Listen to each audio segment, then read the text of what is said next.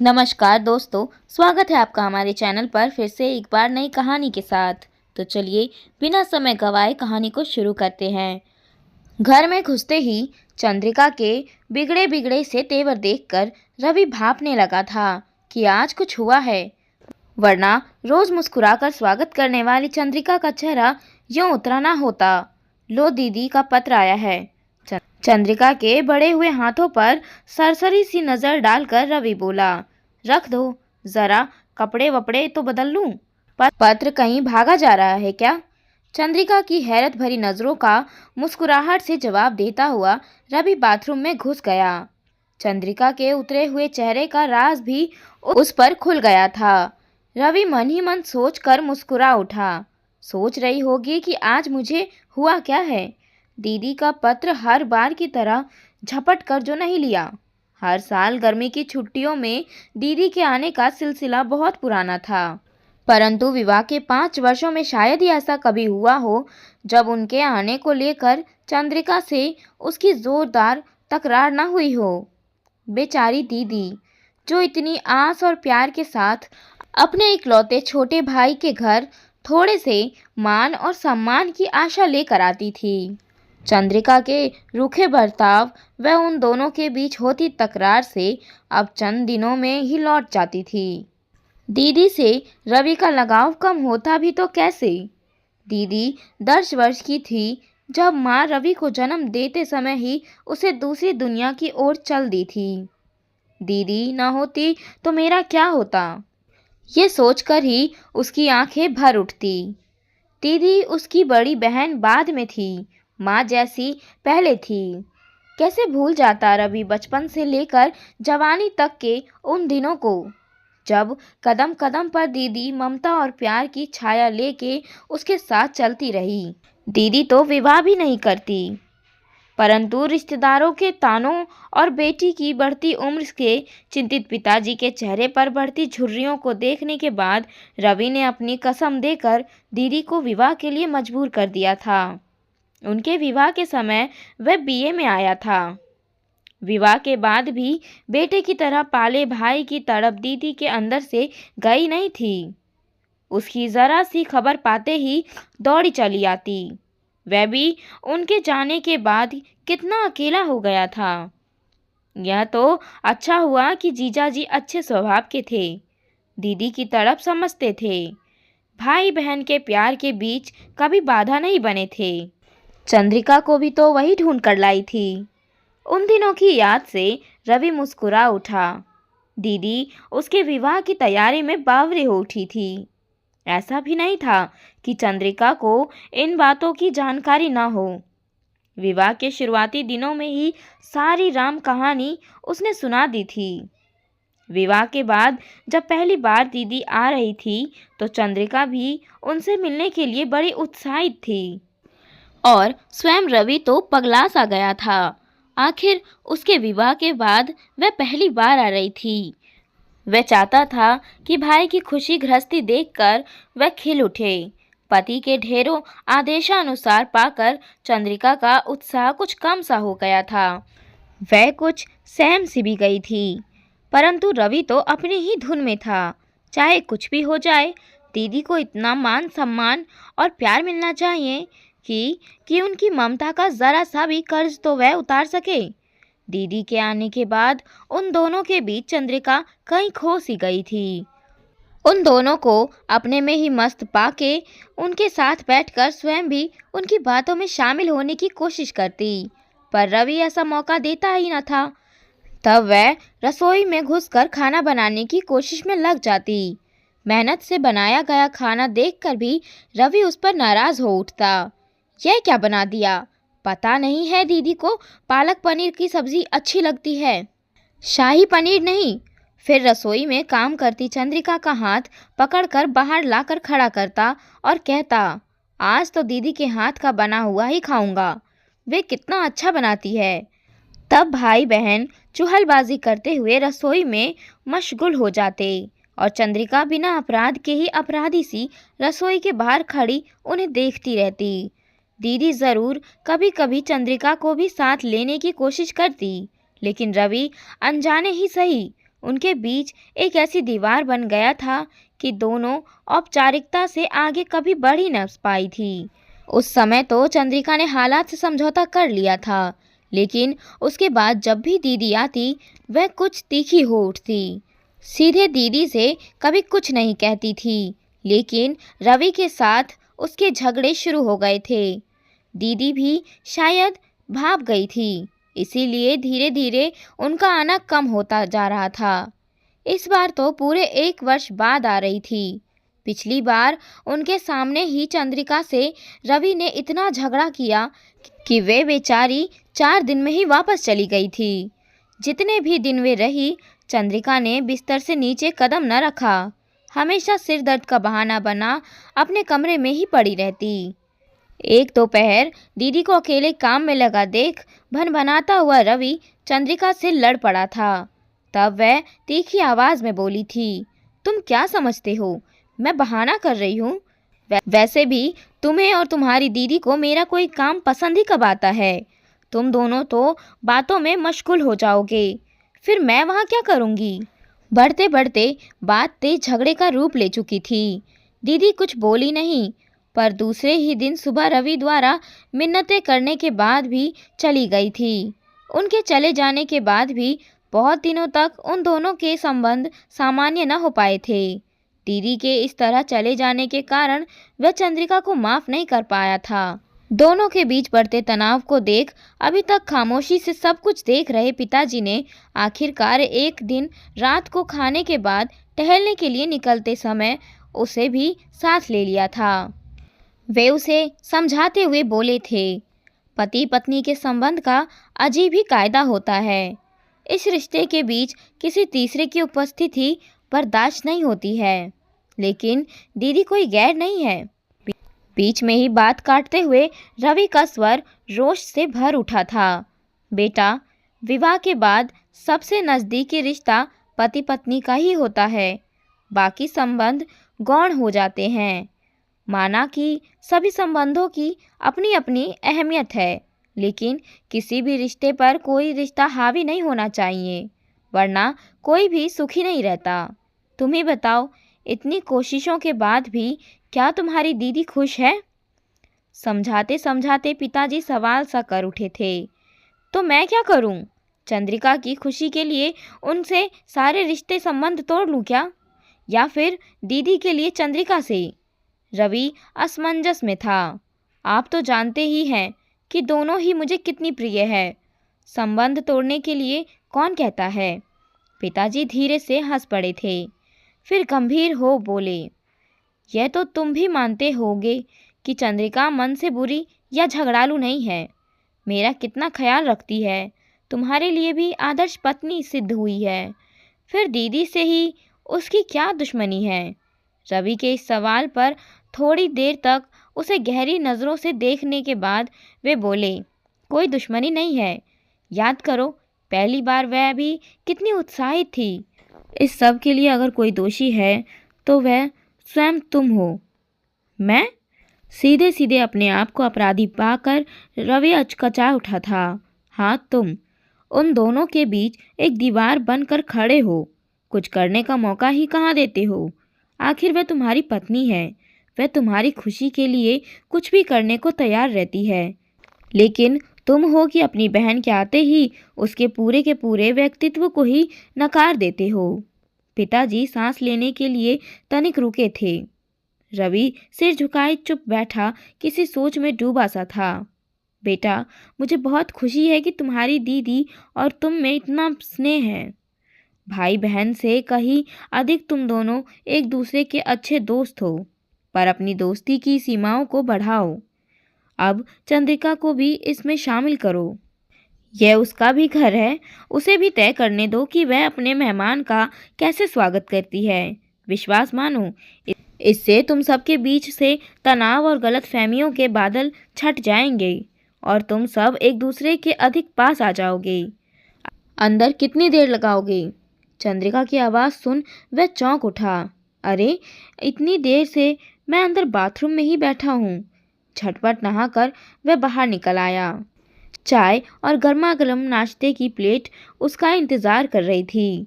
इस दौरान वे खामोश ही रहे। झूठे कप व प्लेट समेटती चंद्रिका की हैरत यह देखकर और बढ़ गई कि रवि पत्र को हाथ लगाए बगैर ही एक पत्रिका पढ़ने लगा है। तुम्हारी तबीयत तो ठीक है? चंद्रिका का चिंतित चेहरा देखकर अपनी हंसी को रवि ने मुश्किल से रोका। हाँ ठीक है। क्यों? फिर अभी तक दीदी का पत्र क्यों नहीं पढ़ा?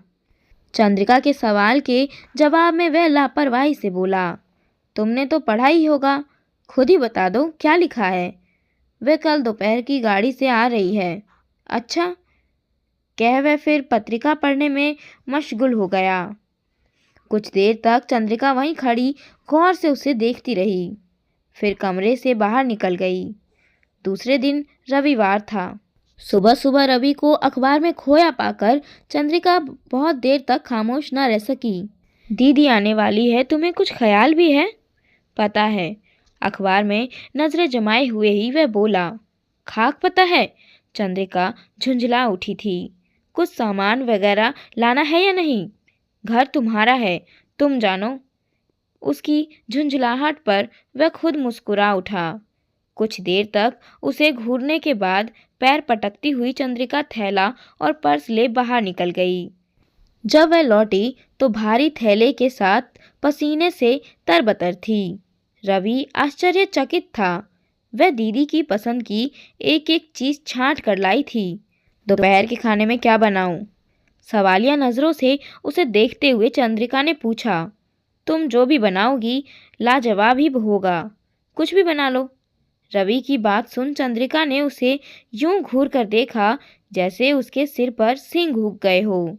दोपहर से काफी पहले ही वह खाना तैयार कर चुकी थी।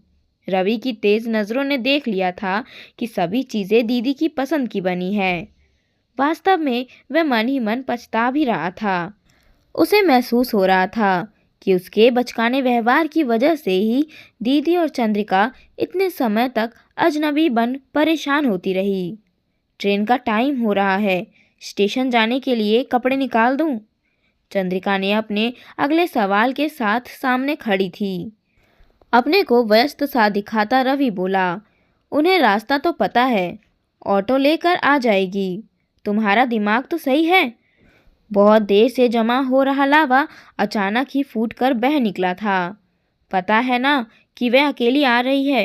लेने नहीं जाओगे तो उन्हें कितना बुरा लगेगा। आखिर तुम्हें हुआ क्या है?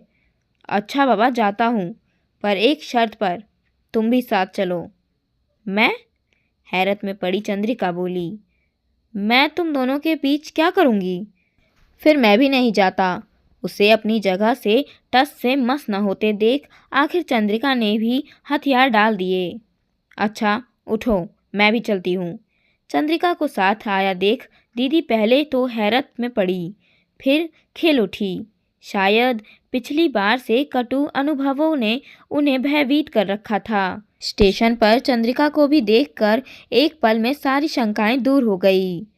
वे खुशी से पैर छूने को झुकी, चंद्रिका के गले से लिपट गई।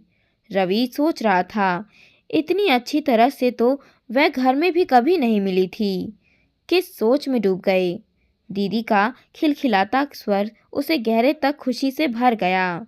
सामान उठा वह आगे आगे चल दिया। चंद्रिका और दीदी पीछे पीछे बतियाती हुई आ रही थी।